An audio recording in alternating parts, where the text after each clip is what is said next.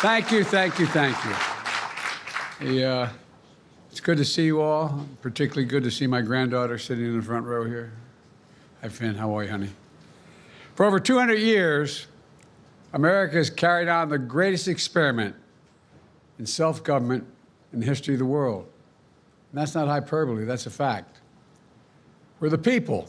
The people vote and choose their own leaders, and they do it peacefully. And we're in a democracy. The will of the people always prevails. Yesterday, I spoke with President-elect Trump to congratulate him on his victory. And I assured him that I'd direct my entire administration to work with his team to ensure a peaceful and orderly transition. That's what the American people deserve. Yesterday, I also spoke with Vice President Harris.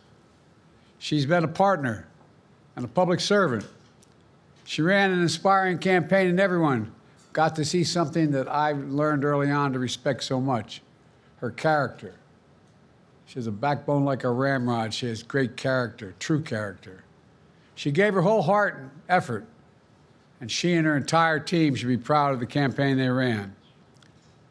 You know, the struggle for the soul of America, since our very founding, has always been an ongoing debate and still vital today. I know for some people, it's a time for victory, to state the obvious. For others, it's a time of loss. Campaigns are contests of competing visions. The country chooses one or the other. We accept the choice the country made. I've said many times, you can't love your country only when you win. You can't love your neighbor only when you agree. Something that I hope we can do, no matter who you voted for, is see each other not as adversaries, but as fellow Americans. Bring down the temperature. I also hope we can lay to rest the question about the integrity of the American electoral system. It is honest, it is fair, and it is transparent. And it can be trusted, win or lose. I also hope we can restore the respect for all our election workers who busted their necks and took risks at the outset. We should thank them.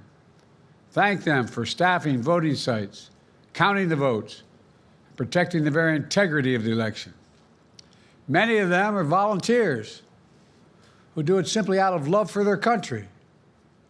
And as they did their duty as citizens, I will do my duty as president.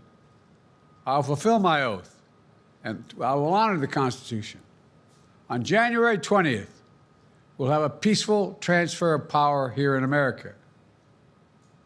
To all our incredible staff, supporters, cabinet members, all the people who've been hanging out with me for the last 4 years, God love you, as my mother would say, thank you so much. You put so much into the past 4 years. I know it's a difficult time. You're hurting. I hear you and I see you. But don't forget all that we accomplished.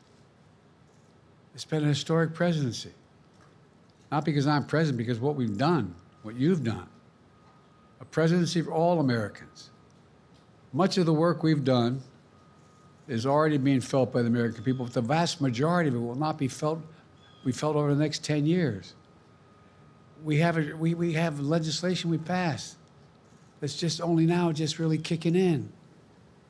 We're going to see over $1 trillion worth of infrastructure work done, changing people's lives in rural communities and communities that are in real difficulty because it takes time to get it done. And so much more it's going to take time, but it's there. The road ahead is clear, assuming we sustain it. There's so much we can get done and will get done based on the way the legislation was passed. And it's truly historic. You know, we're leaving behind the strongest economy in the world. I know people are still hurting, but things are changing rapidly. Together, we've changed America for the better. Now we have 74 days to finish the term, our term. Let's make every day count. That's the responsibility we have to the American people. Look, folks, you all know it in your lives.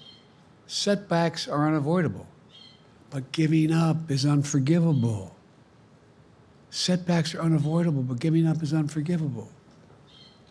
We all get knocked down. But the measure of our character, as my dad would say, is how quickly we get back up. Remember, a defeat does not mean we are defeated. We lost this battle.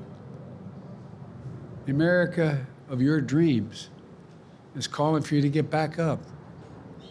That's the story of America for over 240 years and counting. It's a story for all of us, not just some of us. The American experiment endures.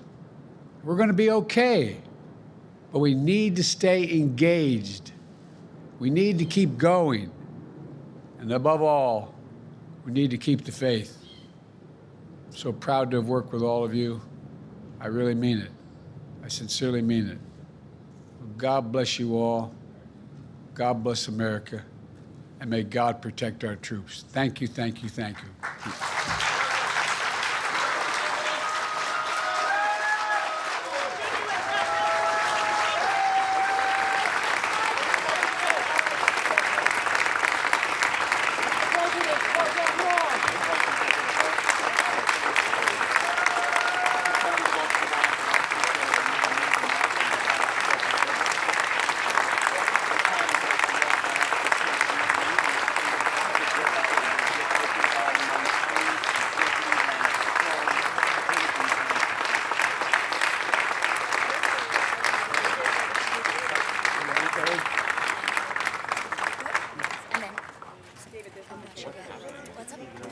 Was a very divided country. He said he was sure their neighbors supported Kamala Harris, and he had talked about his desire for